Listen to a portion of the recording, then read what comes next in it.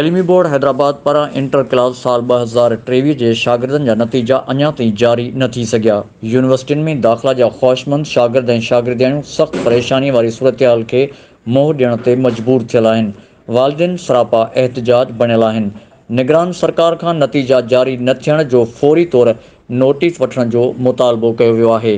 तइलीमी बोर्ड हैदराबाद जी इंतिज़ामिया inter class जे साल 2023 जे इम्तिहान ॾींदड़ शागिर्दनि ऐं शागिर्दियाणियुनि जा नतीजा सेप्टेम्बर में पधिरा न करे सघी आहे, जंहिं सबबि तइलीमी बोर्ड हैदराबाद सां लाॻापियल 9 ज़िलनि हैदराबाद, टंडो अलाया, टंडो मोहम्मद खान, मटियारी, दादू, जामशोरो, ठट्टो, सिजावल ऐं बदीन ज़िलनि जा शागिर्द यूनिवर्सिटियुनि में दाख़िला वठण लाइ सख़्त परेशान थी विया आहिनि।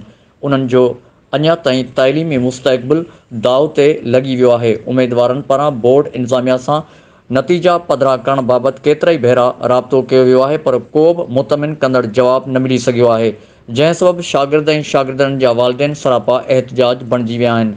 शागिर्दनि ऐं उन्हनि जे वालिदैन मुतालबो कयो आहे त फौरी तौर ते नतीजा ज़ाहिर कया वञनि त जीअं शागिर्द यूनिवर्सिटीअ में दाख़िला वठी सघनि।